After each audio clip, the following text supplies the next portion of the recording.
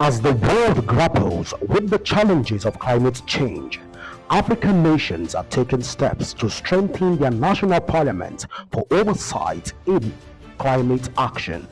It is in line with strengthening the conversation around climate change that the National Institute for Legislative and Democratic Studies (NILS) put together a 3 days retreat to discuss climate actions in Africa. The retreat provided an opportunity for participants to share their experiences and expertise on climate change. It also enabled them to provide input on the draft law and ensure that it reflects the need and priorities of African countries. Between the laws on environment and forestry, and now everybody's talking about carbon markets, and mark you there are conversations that we must also look at frontier laws that impact on climate change, technologies like AI, deep sea mining, offshore mining.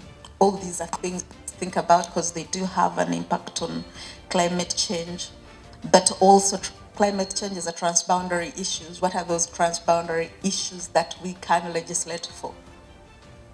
One of the things, for example, that is the outcome of the droughts in Southern Africa is the real consideration of interbasin water transfers across rivers like the Zambezi.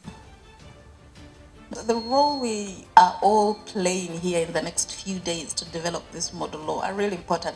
These are the real questions our member states are dealing with and for which you're providing answers. We have a lot of work to do, and all of us in this room have a lot of work to do to evolve a very, very powerful model piece of regulation that can help our countries effectively capture the emerging challenges that we need to be able to capture. If we have a model law, that's fine, but getting the model law to be accepted, domesticated, and implemented, that's another kettle of fish altogether. You heard in the speech here that Nigeria has a climate change act, and then we are going on its implementation. What I will assuring you, with the systems in place, that whatever we resolve here today, there will be consultation and follow-ups virtually everywhere.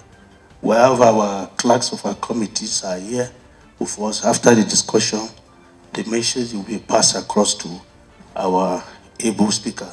All right, Honorable Tajudeen Abbas, for further consultations and implementations, whatever the model law we draft. This retreat brings together legal experts and people from governments who are responsible for climate change matters to look at the possible legal framework that could take into account all the challenges that they are having in drafting their laws.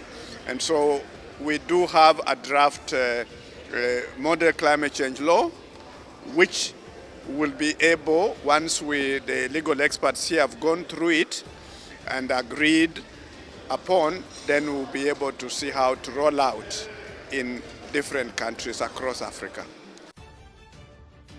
There is no doubt that the validation retreat is a crucial step towards finalizing the draft model climate change law for Africa.